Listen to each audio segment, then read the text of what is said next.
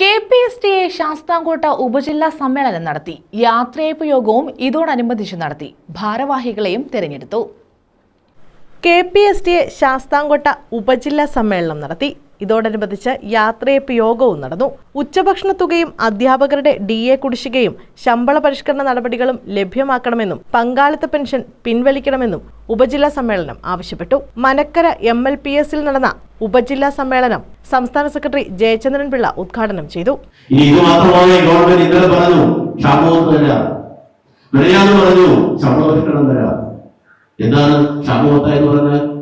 നമ്മുടെ വില നിലവാര സൂചിക 9-7% പഠിക്കുമ്പോൾ 1% DA എന്ന നിലയിലാണ്. DA എന്ന് പറയുന്ന ഓമന പേരിൽ അറിയപ്പെടുന്ന ക്ഷാമബത്ത ഒരു വർഷത്തിൽ 2 തവണയാണ് പ്രഖ്യാപിക്കുന്നത്. അല്ലെ, എന്നെ ശ്രദ്ധിക്കാതെ ടീച്ചർ ശ്രദ്ധിക്കുന്നുണ്ടോ?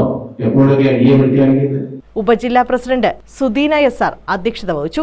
സംസ്ഥാന കമ്മിറ്റി അംഗം ബിനോയ് കൽപ്പകം മുഖ്യപ്രഭാഷണം നടത്തി. ഷാജൻ സ്കറിയ സംഘടനാ സന്ദേശം നൽകി. വനിതാ ഫോറത്തിന്റെ ഉദ്ഘാടനം സംസ്ഥാന കൗൺസിൽ അംഗം ജുമൈല ബീഗം നിർവഹിച്ചു. ജില്ലാ secretary Sreehari, vice president Ajayakumar, MS Vinod, Vijesh Krishnan, Jobin Jose, Frajikka Alexander, Sasikala, Sneharajani, Ganga, Akhila, Rekha, Darshan തുടങ്ങിയവർ പങ്കെടുത്തു. പുതിയ ഭാരവാഹികളെയും സമ്മേളനം തെരഞ്ഞെടുത്തു. News bureau, Sasthamkotta.